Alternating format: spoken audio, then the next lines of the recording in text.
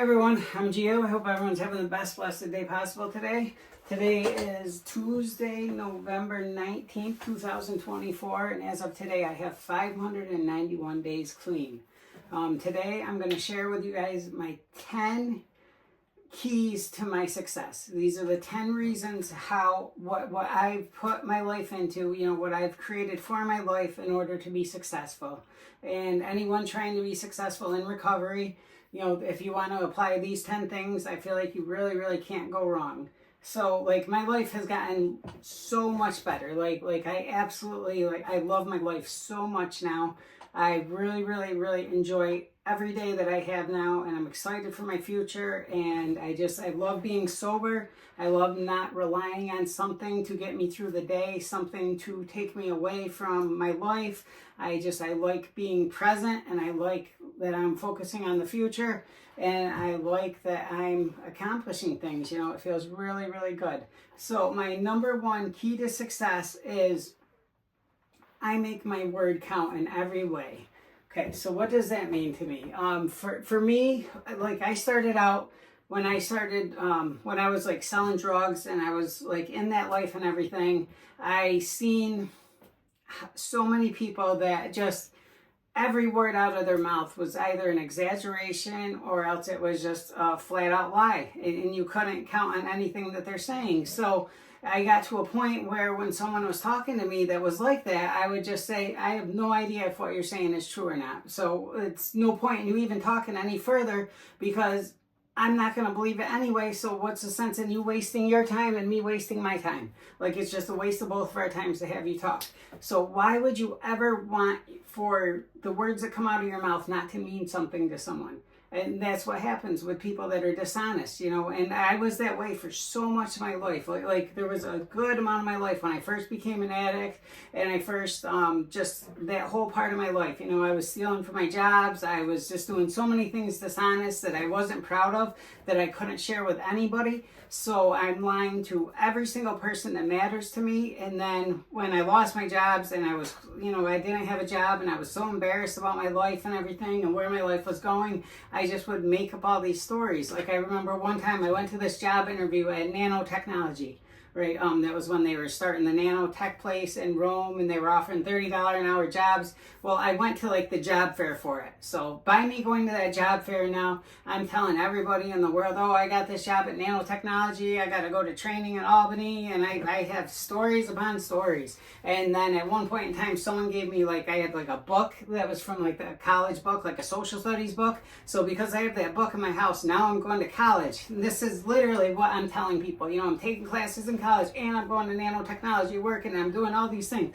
Meanwhile, I'm just sitting at my house all day watching TV and taking pills and being an addict and just lying to every single person in my life. There wasn't one person that I would tell the truth about that stuff, because I was just so embarrassed of my life, so embarrassed of the person I was, and that just is so not a way to live. How is that any sort of enjoyable? Yeah, maybe someone believes it, and then, oh, I got over on that person, they believe me, but that does nothing for you as a person. You cannot succeed by being like that. There's no sort of success that can come to you by being like that. So being honest, is first and foremost. When I say, I literally would tell people, just stop talking, because there's no point right now in you talking, because I don't know if what you're saying is the truth, and I'm not going to believe it. So by you telling me, you can say, I swear to God, you can say as much as you want to try to prove this to me, I still don't believe it, because you lie so much that I can't possibly believe that. So your word, it means so much, when you say something for it to be true. So you really, really just have to be honest at all times, with everything. That includes exaggerations, that includes any single thing, even if it's a lie to, that it's not to hurt someone, anything like that. Just you want everything that you say to matter. You want your word to count, to matter for something. So therefore, I do not lie. And plus, to God Almighty, who, it says clearly in the Bible that your word needs to matter, that you need to not lie, that you have to be honest. So, and he sees everything. So he knows, even if I have a thought of a lie, he knows that I have that. So I don't lie at all. So I'm really, really honest. Plus, another way that I make my word count always is with commitments. If I say I'm going to do something, if I commit to something, I do it, and I don't make people wait. I don't today I had to go help build a shed for a lady at the church, and I messaged the guy, Ed. I messaged him, you know, in the morning, probably half an hour before he's going to call me. I said, you know, give me like a 10-minute notice so I can make sure that I'm waiting for you, because I don't want to make anyone wait. Everyone's time is valuable, so if you treat someone else's time as being valuable, you know, they'll treat yours as being valuable as well, because time is the one thing that you can't get back in this world. You know, all the money, all the possessions, everything I've lost, I can gain those back, but you can never get your time back. That's a limited thing that you have in this world. So your time, it matters more than anything if you really think about it. But so when I make commitments, and I make a lot of commitments now. I've committed to a lot of things. You know, I said in my last video, like I went to church and I told the pastor, very first church service, my New Year's resolution is to not miss a church service. And I haven't missed a church service except for the one where I was in Niagara Falls. And so I committed to that. I committed to prayer group. I only missed one, and I overslept, you know, and I felt terrible, but it was really bad weather, and they told me that that was God protecting me, you know, because it was bad weather. I was going to have to ride my bike from Mohawk to Herkimer. And then on my Bible study, I commit to that. So I'm there every week, and I don't make people wait. I'm there on time, you know. So those are things that I do. Same thing with work. Like I think maybe in the year that, you know, a little over a year and a few months that I've worked, I think maybe there's been one time that I was a minute late. Like aside from that, I clock in early every single day. You know, I make that commitment to my hours to work, so I'm there. And then the last part about your word, you know, is gossiping.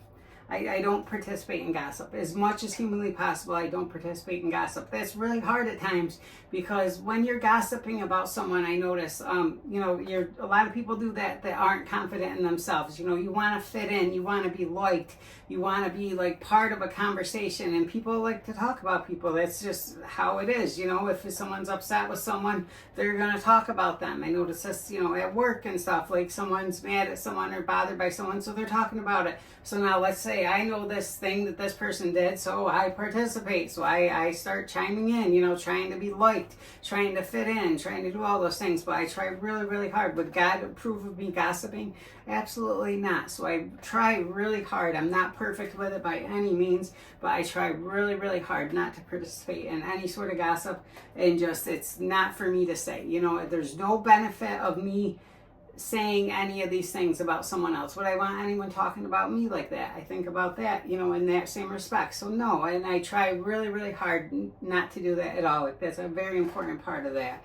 Okay, the second thing that I do, my number 2 key to my success, is I always do my best. Okay, so now there's been a few times recently since I've gotten clean. First one started when I was in jail. When I got the trustee job in jail, I got to go work in the kitchen, be a kitchen worker. When I walked in there into that kitchen, I told them, I'm going to be the best trustee that you've ever had. And I had at least one of the managers that were there, they said that I was the best. They said, clearly, you're the best trustee we've ever had. And they were dead serious about it. And I knew that I was. Like, I really, really tried that hard. So I put that into that, you know, and then that transpired into my life after that. When I first started working, I got my first job at Tokaboka. My friend Bob Gayhart was one of my best friends. I work with him every day. He got me in at Tokaboka. It was a dishes job. You know, it was the very first day that I worked after getting out. I'd been out of jail for probably a couple months, and he got me in there to do dishes. So on that day, you know, I went in there, and I make sure that the whole time I'm there, I'm not standing around. I'm not doing anything. All I'm doing is working. There's always something that you can do in a restaurant. Always, always, always. Something that can be cleaned, something that can be organized, something that can be stocked. There's something that can be done, or else there's something that can be learned. You can always learn something from someone. You can be watching someone trying to learn something new. If you don't have something to do, there's something you can learn. So that's what I did in that situation, you know. And then after I got my job at Yeti's, and I was there for a little while. They called me from Tokaboka, and they asked me if I wanted to come be a line cook, you know, and actually like work on the line and everything. And they offered me that position, a full-time position there, which I couldn't take because I had my job at Yeti's, and I'd already committed to that, and it was treating me very, very well. But the same thing at Yeti's, you know, I really do. I try to be the very best that I can be every day. I don't try to look to like get away with anything, like as far as you know, cutting corners, anything like that. I really do try. I try to have every dish that I put out, every meal that I send out of that restaurant, I try to make it be the very best I can be, very absolute consistent.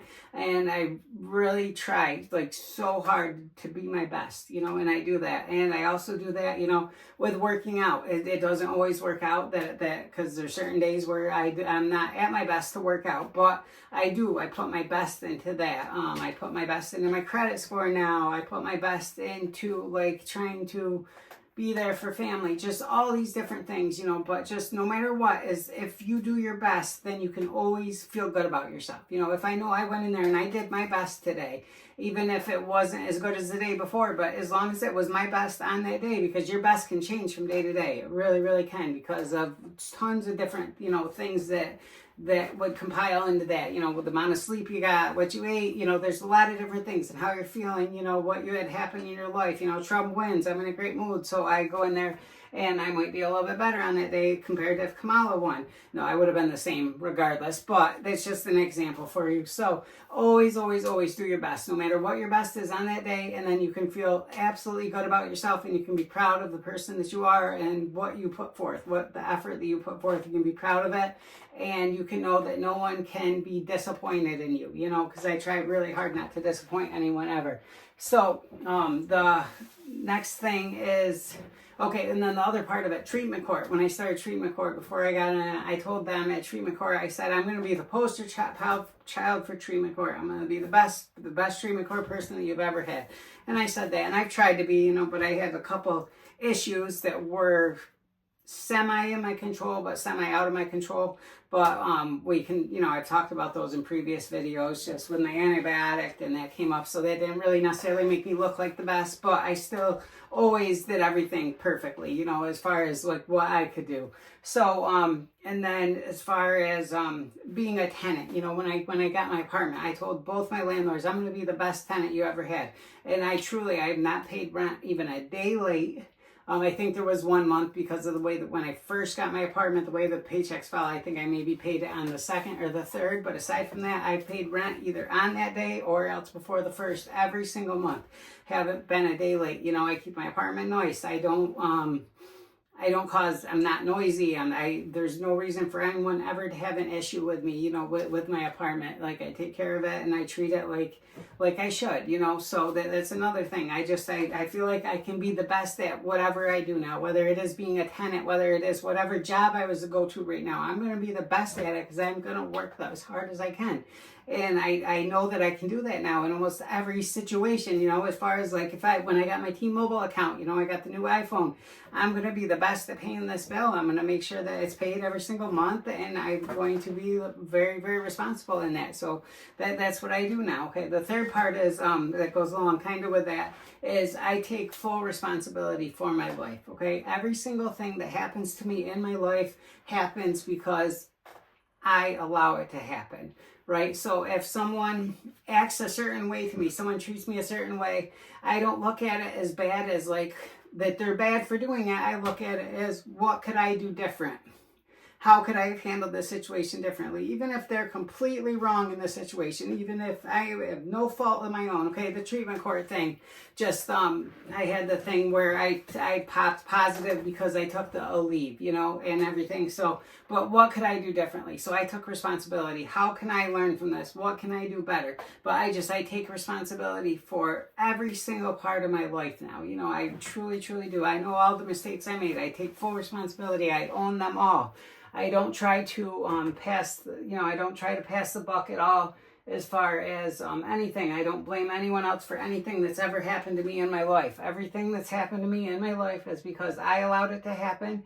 And the only way that I'm ever going to improve and get better is if I truly take full responsibility. I can never be a victim. I'm never a victim ever again. Anything that happens to me, it happens because I made a mistake and I allowed it to happen, or else but either way, I could have done something differently to get the outcome that I wanted. That's how I look at everything. And as long as you look at everything like that, then nothing can really hurt you, you know, because I'm in control. I control you can't always control the outcome. You know, you can't always control what happens to you in life, but you can control how you respond to it. So I choose to respond to everything as it happened to me because I let it happen, and I'm going to improve it so it doesn't happen again if I don't want it to happen, or else if I want it to happen, I'm going to do what I have to do to make it keep happening. So those are the things that I look at, but everything is in my control. I'm the one that controls everything. I don't blame if a cab doesn't come and I miss an appointment, it's because I didn't check on the cab early. I didn't check on the cab the day before. I look at everything, how could I have done better? What could I have done better in this situation? And just take full responsibility for everything that happens. Don't blame it on anyone else. Nothing is anyone else's fault but my own, ever, for anything that happens. And if you can do that, and you can get to a place where you can do that, then you can really start moving forward in life. Life can really, because if you're a victim and, well, this person did this, so I did this and this, if you're always looking for that to happen, that's always going to keep happening. Those are the things that are going to keep happening to you. But if instead you can adapt that, okay, this person did this to me, but I came back and I did this and I was stronger for it, and you look at like ways that you can be stronger for something, then that's how you can improve. That's where life, that's when you can really start just moving forward in life and making things happen for yourself. So that's number 3. Number 4 is be generous. I feel like this is a really, really important thing to do. Okay, be generous. One, with your time, right? Be generous with your time for good things. Today I went and helped build a shed. I only get 2 days off a week. One of the days off that I have is Monday. I have prayer group, I have Bible study. Today I had treatment court, and then today I went and built a shed as well. Plus now I'm making a video. So be generous with your time. Just try to do good things for people. I went and see my grandmother yesterday, spent time with her. Your time is is the one thing that everyone has the same amount of. So just do good with it and do something that you can be proud of with it, and you'll feel good, and that's how you feel good about yourself. The other thing is be generous with like tips. When you're tipping people, try to be generous. Try to give, you can't always give quite as much or whatever, but just always try to be the best that you can be with it. I try to always do that, whether it's whatever it is now. I make sure I leave a tip. I make sure I thank people, and no matter what the situation is, I understand, and I do the best that I can with it. And then just do things for people where you don't expect to get anything back. I went and built the shed for the lady. I don't expect anything back for that. I just do that out of the goodness, because I want to help her. She needs help, and I want to do something good, and I get the benefit. For me, I'm getting the benefit of helping someone, and that's the blessing that I get from it, is that I went and gave my time to someone else, time that I didn't have to do, but I did that and that's actually good for me. Today I went and I seen on Facebook a thing came up about sponsoring a cop to go and take kids Christmas shopping, or take parents Christmas shopping for kids or whatever. You can co-sponsor for $125, or else you can sponsor for $250. When I seen that, at the moment that I seen the ad on Facebook pop up, I had $125 in my wallet. So I went to the police station today, and and I sponsored a child. I didn't do that so I could say this or anything. And then they said, well, we want to take a picture. And I said, I don't know if you want a picture of me. But he said, no, you're donating to a kid. Of course we want a picture. You're doing something good. So, so they took a picture of me in front of the police station sign and stuff. But that's something, that I did. I'm being generous. We got a Toys for Tots thing at Yeti's. The second we got that, it was early Black Friday deals in Walmart. So I ordered 4 board games and I put them in there. And we sponsor a child from Guyana. I do all my tithing at church, just to be generous. There's a kid at jail that really, really helped me out and helped me with God and teaching me about God and stuff. I've sent him money. One girl that went to rehab that's doing amazingly. I'm so proud of her, Jessica. I sent her stuff. I sent her a cross necklace. I sent the kid in jail a cross necklace. Just trying to do things like that. Trying to really think about what can I do for somebody that's going to lift them up and help them and possibly help to make their lives better. So, and I try to really, really do that and always think about that. There's one thing I did, and this is when I'm using, and this is when I wasn't really, I was still always kind of like this as a person, where I really tried to think of other people and stuff. But there's this one time I remember I had just gotten these 6 pairs of sneakers, right?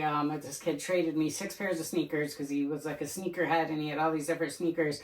And he traded me 6 pairs of them for something, that I had. And my favorite, and they were all of my size, but then there was one pair that was a little bit bigger, but that pair was my favorite pair. So there was this guy, I went to a hotel this one day, it was the Condo Lodge in Utica, and this guy's sitting there, he's like, wow, those are nice sneakers, how much you pay for those, over $100? I'm like, yeah, probably. And then he's like, yeah, these were over $100 once, and he showed me his sneakers, and they were just really, really worn down sneakers that were all dirty and everything. And I said, what size are they? And he said the size, and it was the only pair that I had that was my favorite pair, right, was that size. But I, when I was walking out to leave, I just brought the box, I just set it on the table in front of him, and I just walked out. I didn't say a word, nothing, I just put it there, gave it to him, and walked out. So that's something, that I didn't have to do, but I just did it, to do something nice for someone. So, and I'm proud of that. I haven't shared that with too many people. A couple times it's come up, but these are things like I just do them just to do them, just trying to think of someone else, trying to think of something I can do for someone to be generous, especially now that I'm at a point where I can be, and at that point I could be as well. But I always try to think about that. And so that's a key to success as well. Is then the other thing is compliments. Just complimenting, always trying to build people up. That's a very, very important thing, is just when someone does something good. So many people in their lives are used to being put down and used to just always, everything bad always being pointed out. So anytime I can say something to build somebody up, I always really, really try so hard to do that at all times, to try to lift people up and tell somebody something good. All the singers at church, I tell them what a good job they did, and if I can have something specific to say about a song or just anything specific, that you can when you're complimenting someone, but always trying to compliment someone's hair. If I go and I see someone does their nails, went out their way to do their nails, things of that sort, we try to do that. That really can make someone's day, and it really can help someone to have a better day, and it might change someone's life. You never know when someone can hear something at the time that they hear it, and it could be a really, really bad time in their lives when they hear that, and it really can make such a huge difference, and you never know, unless you do it. But always trying to treat people with respect and trying to lift people up and give them compliments and everything. So the next one, this would be actually number 5, is I put God first. I try to put God first with everything. First of all, praying. I try to pray all the time. I always try to carry on a conversation with God. Every time I'm on my bike, that's what I'm doing the whole time, is I'm talking to God, either about my day, just about anybody that I know that needs prayer. I try to lift them up. In the morning when I wake up, for quite a while, when it was a little bit nicer out, I'd go sit outside for a good 10 minutes, and I would just have a conversation with God, and I would try to lift up all the people that I could think that needed it, and I thank Him for everything that's happening for me in my life, and all the amazing things that are happening in my life, the people that He's placing in my life, and just all the blessings that my life has now, and I thank Him for them, because I recognize them, and without God, I wouldn't be here. That's the main factor in everything. That's the main factor in all this, why I'm making these videos, the main factor in why I'm sitting here. I wouldn't be sitting here if it wasn't for God. Absolutely not. And He saved me so many times, and He brought me through so many situations that it's unexplainable how I even got through them, and how I recognize all that, and I know it was Him. And so that's a big thing. And with everything that I do, I try to think, would God do this? Would God say this to this person? Would God gossip like this? Or what would God do in this situation? Whether it be to give something or to not give something, what would God do in those situations? So if you can think about that at all times, it's a kind of an easy way to live. It eases up everything, just what would God do? And if you put that at the forefront of your mind, you have no chance of not succeeding. That's a guaranteed way for success, is to put God first in everything that you do. Then it's a guaranteed way for success, and that's where all my successes come from. But another part is, as an addict, they say people, places, and things, right, are what you have to avoid. So yeah, I do not put myself in any dangerous situations, anything at all. I haven't been around anyone that I used to use with, anyone who's actively using. I won't go around them. Obviously, I don't want to be around them. I have no desire to be around them. I miss some of my friends and things like that, but overall, no, it's not. I'm done with that part of my life, so I have no desire to be around any of that. And as strong as I am, as much faith as I have, as much as I've put into all of this, if I was to go and say, hang out at so-and-so's house that's using so-and-so, can I say for 100% fact that I could sit there and not do it? I feel like I could, but I don't know that for a fact. So I would never put myself in that situation. I would never go around anyone that was using anything I don't want. I don't need any of that in my life. My life is focused on trying to be a new person, trying to be a better, trying to see what I can accomplish in life. Now, I already know what that life leads to. I already know everything I can do in that life. I don't know what I can do, as far as being clean and sober and having a focused mind and having a committed mind, a driven mind. I don't know what that can lead to, and I want to see. I wasted so much of my life using drugs. I wasted so much of my life partying that now I want to see what I can do with the rest of my life. 46 years old now. I'm not young anymore, and all that time that I spent where I spent, just, it's all gone. I can't get any of that back. Yeah, I can use it now to try to minister to other people and to have experiences that I understand how everyone else feels that's dealing with addiction. I understand what it's like to be homeless. I understand what it's like to the only food that you have is food that you're going to go steal from a store. I understand that what it's like to not pay bills and just to go stay with people and I understand what all that feels like, and to have no hope and to have nothing to look forward to except for doing drugs. It's the only thing that you have to look forward to in the entire world is to get high. I know what that feels like oh so well. And but now I want to know, now that I'm past all that and I like how I feel not using drugs, I want to know what I can do, what this can lead to. I want to see what can happen here with this, so I don't put myself in any situations of danger at all. Number 7 is stay busy. Right, this is a big one for me. Like I said, yesterday I had prayer group followed by Bible study, and then today, I went and then seeing my grandmother. Today I went and helped with that, build the shed, then I had treatment court, and then I ran all these errands, right? I make sure I set goals for each day, things I want to do, and that's actually coming up on my next thing. But just staying busy, so I want to be all about accomplishment, right? I want to accomplish as much as I can accomplish in my life. So whether staying busy, whether it's working out, whether it's working on what's my next video going to be like, or else whether it's learning, right? I try to learn as much as I can now. I try to learn. I try to do everything I can to better myself. Anything I can to increase my knowledge about certain topics, about certain things, I try to do that, and I just try to be anything I can to increase my overall value for life, for this channel, for anyone that I'm around. I want to be valuable, so I work on that now. So that's what I mean by staying busy, and then just not giving myself any chance to want to ever go back, because I'm so focused on moving forward, and I see all the results of it. I see all the results of everything that I'm doing, that there's no chance that I'm ever going to go backwards with it.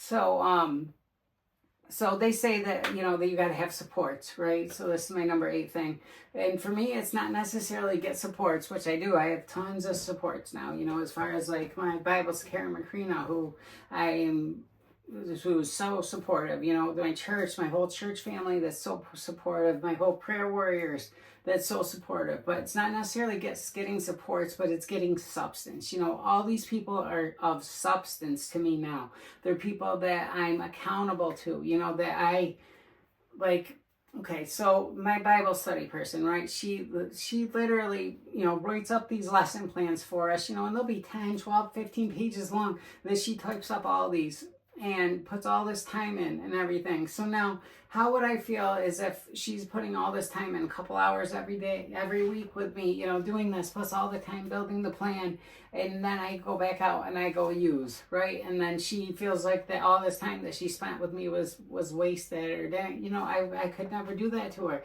So that's what I mean by substance, right? I have people of substance now. I'm close with the pastor at church now. I'm close with all the prayer warriors. I'm close with all the elders at church. All these people, they all see me as this new person now. They all see me as someone that has overcome this. I couldn't imagine facing any of these people if I was to go back out and use. And I couldn't imagine just walking away from all these people now. I could not. I've put myself so far into all of this that I couldn't do that to anyone. I made it so there's no chance for me not to succeed. I know there's always a chance, but there really, really is no chance not for me not to succeed with this. So I put myself out there, right? I really did. When I went to church, I stayed after the first service, talked to the pastor, and then when I heard about the prayer warrior group, I went there, prayer warriors, and I went and spent time with it was just me and 6, 7 older ladies, at first, they're all in their 70s, 80s, and this is where I'm hanging out every Monday morning, 8:30, and I'm there every single week and being around them. And so now, I put myself out there, I really, really did. When I first talked to Karen McCreena, who used to do the jail ministry, and she does the Bible studies, and when I first talked to her, I talked to her on the phone. They called her from church one time at our prayer warrior group, and I got on the phone, and she's like, "Oh yeah, you should stop by sometime." And I said, "Well, let's make a plan right now." And I set a time to stop by, and I went there at that time, So I put myself out there to people, and I got to, be involved in the church, and I got to be a part of a big family now, and so I'm accountable to all of them, and I couldn't let them down. I really, really couldn't. And then the last part, number 9, is to-do list, right? I make to-do lists almost every day. I have lists of just the things that I want to get done, that have to get done on this day, whether it's paying this bill, whether it is to go return this item, just things. And then I have things that I would like to get done. Like today I had... So I got a new sound bar, and I wanted to do the warranty, set up the extended warranty. So that was something, and I got that accomplished. I want to jailbreak this Fire Stick that I have. So I have that on my list. Just everything I want to accomplish, and then the things that I hope to get accomplished at some point in time. So I'm always working on something. So I always have something in front of me that I can be doing, that there's always something more for me to be doing. That's how I like it, and that's a big part of it. So, and then just goal setting, overall goal setting. Like I set that, the goal to get my permit. Now I have a goal to get my license. I have a goal to get my credit score over 700. I have the goal to get down to 150 pounds weight, and I track all these things, and I can see them all moving in the direction they're supposed to be going. And it's exciting, to have that happen. Every day I look at my credit score to see if it's gone up any, and whenever it goes up, it's exciting. It's very, very exciting. So, and all these things, all these goals that I have, there's a bunch of littler goals that go inside of each of them, whether it's my weight. So I have a goal of trying to make a healthy meal on my 2 days off, now. So like today I'm making stuffed pork chops. I don't know how healthy that is, but I'm doing them in the air fryer with asparagus. And then I ordered like these factor meals to try to be healthy, and just, so that's like a subset under that goal. And then there's, working out, trying to make sure I track my steps every day. I try to do this many fitness programs a week. I try to, because I have the fitness app, Apple Fitness on my phone, and I try to do that. So, and these are all things. And then I have things that I want to purchase, and, I'm working on Christmas gifts, and all these different things are all part of my goal setting. And then the last thing that I have is an evolving purpose, right? So I have this overall purpose now where I want to somehow at some point in time minister to other people, right? I want to have a ministry where I am helping people turn their lives to God, to trust in God, to take them away from addiction, from the lives of addiction, because that's what I've been through. So, and that started with, me at first, just talking to people, whatever, going to Rise Recovery, trying to encourage people, going to meetings, whatever it was, or just anyone I talked to when I was in groups at Beacon, trying to talk to people, trying to encourage people, different things like that. And now it's to the videos where I'm making videos, and hopefully, so that keeps evolving. I wanted to get a computer, which I just bought a new computer for Black Friday, and now I want to edit videos, and I want it. So it's always an evolving purpose. It's trying to just become what you're made to become, what God created you to become. So that's my list. It was a little long-winded. I apologize about that. But that's my list of my 10 things, that really have made the most difference for me in this world, and have gotten me to this place of strength that I am now, to this place of contentment that I am now, to this place of happiness that I am now. So I love you all. God bless. Remember, as nice as it is to be important, it is infinitely more important to be nice. Please subscribe, like, comment, share, all those good things. Love you. Bye.